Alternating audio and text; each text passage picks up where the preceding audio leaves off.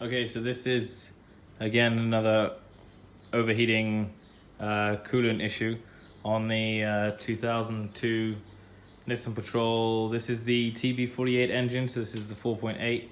Here we've got the 4.5, slightly different layout and everything in there.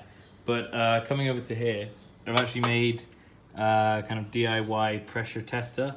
This is an old radiator cap. So like down here you can kind of see how the radiator cap would be normally. So I've taken the spring and everything else out of there. And then I've just got a Schrader valve here that I cut up an old bike tire. I had a few punctures in already, so scrap that, I need it for this. Then to pump it up, I'm actually using a bicycle pump here. The gauge isn't working great on here, like the pump's fine, but this is meant for like 100 PSI road bike tires. So what I actually got addition to that is what I use for off-roading, just a tire pressure gauge. This only goes up to 60, whereas if you look at that, it's like 150. Yeah, so this is a lot easier to read, and by doing it, I literally just bang it over the top if I can get it right. So there was like 10. Obviously, I got to read it upside down, but like, come on, that's not a problem. So bang, there we go, about 10 there. So the first time I did that, first time I pressurized the system, I could see just small little bubbles and stuff around here, which obviously you can't see that anymore. So I've actually gone ahead and replaced the upper and lower radiator hose. I've got the others there. So once I tightened this up, it was okay-ish, but then like coming down here, I was having the same problem.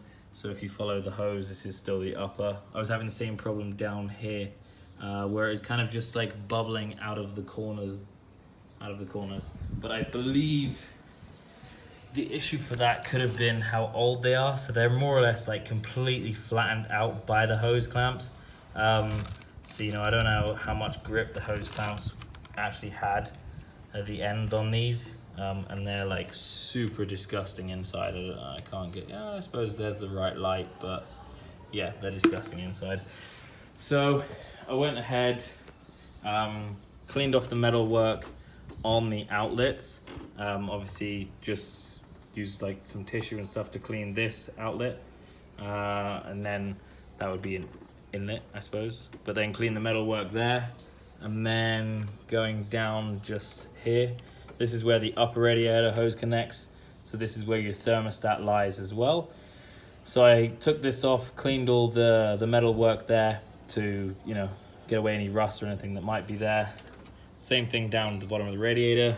And then just went ahead, replaced the closed hose clamp here because it was a pain in the ass. Like, it was something else. I don't like the other version of what it is.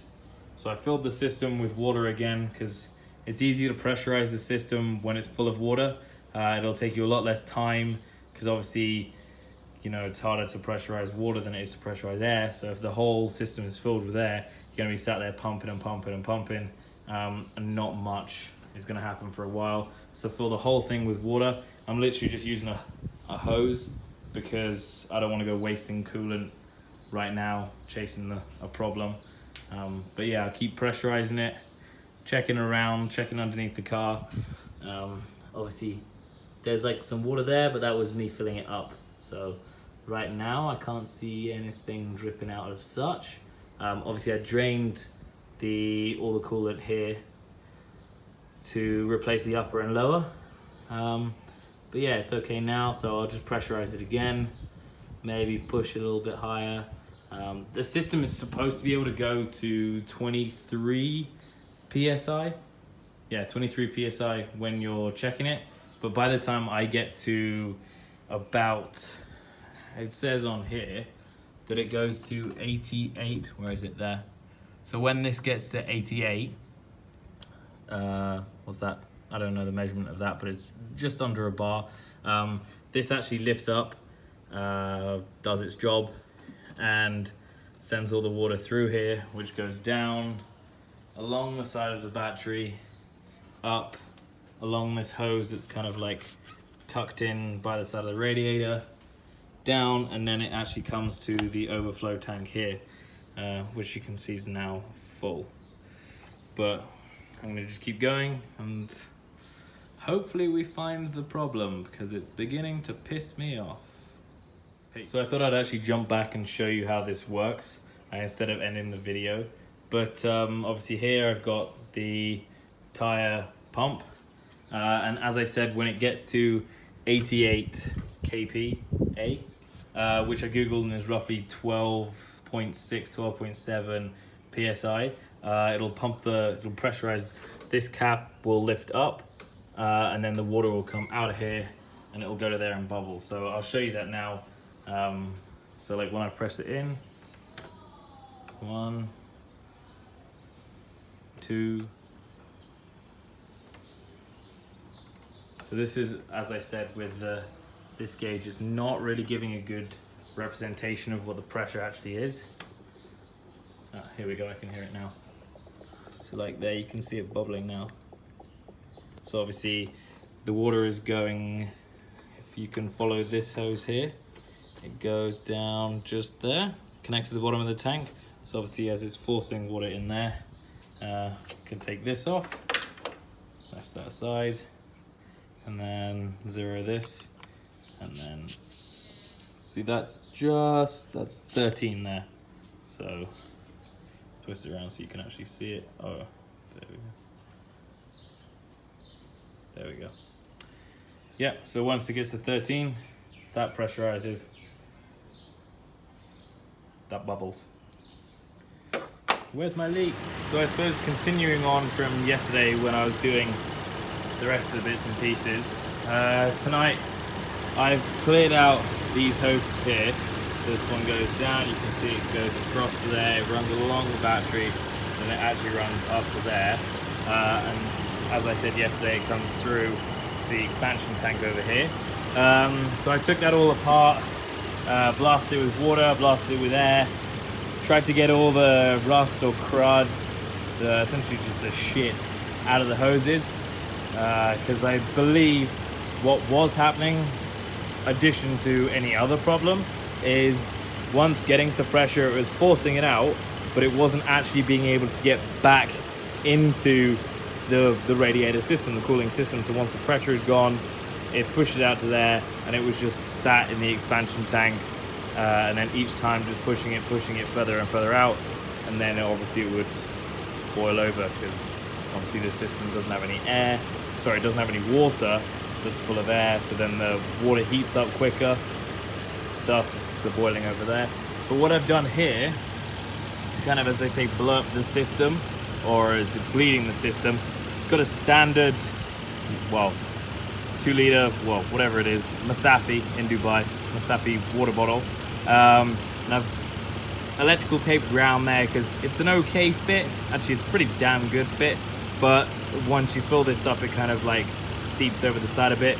So I wrapped the whole thing up, and that's made it really good. And then obviously, tallest point of the car, all the air runs out there. I don't have to stick the car on jacks or up a ramp or anything like that to do it.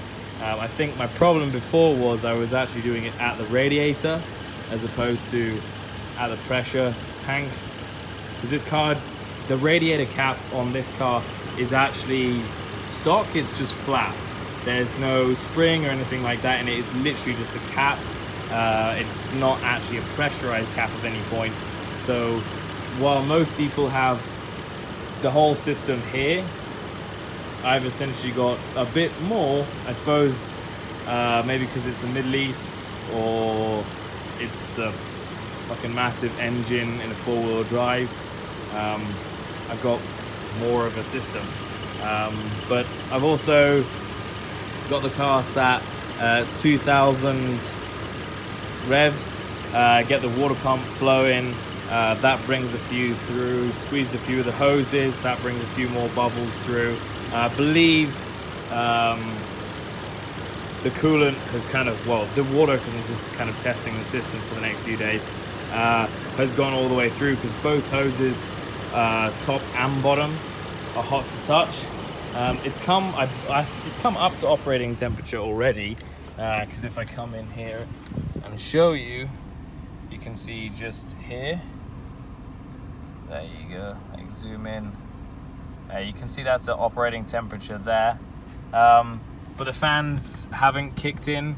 I know they work because when I turn the AC control on, when I actually put AC, the fans at the front do turn on, so I know that they do work. And it's like standard 31 degrees at night out here, so most of the time you've got the AC on, so the fans are running. But for now, I've actually got the heat on a low setting on the fan, to try get water going through the heater core as well. I didn't put the fan on like too high, because obviously the fan blowing across the heater core is cooling it down, so I'm actually just getting cool air coming out. Whereas if I stick it on a low heat, it's still going to be going through the heater core, but it's not actually going to be cooled as it comes out here. And in reality, I just want all the water going through the core at the moment, just to kind of get rid of anything. But as you can kind of see from the bottle I've got up here, pretty dirty and cruddy. This is actually better than what it was, but my kind of intention is to do what I've seen like Chris Fix do, is flush the system a few times. So this is probably the second time I've like drained it. I drained it all yesterday, topped it up last night, drained it all tonight, and I've topped it up again. So I'll probably drain it and top it up 1 or 2 more times before I go and stick full coolant in. Because at the moment I'm just using tap water straight from the hose to try and assess where leaks can be or any business like that. But if you've got any other questions on this car, or the motor on this car, or the cooling system, or stuff I've already done, they're probably in another video, or just leave a comment below. But yeah, that's for the one take. I'm out. Peace.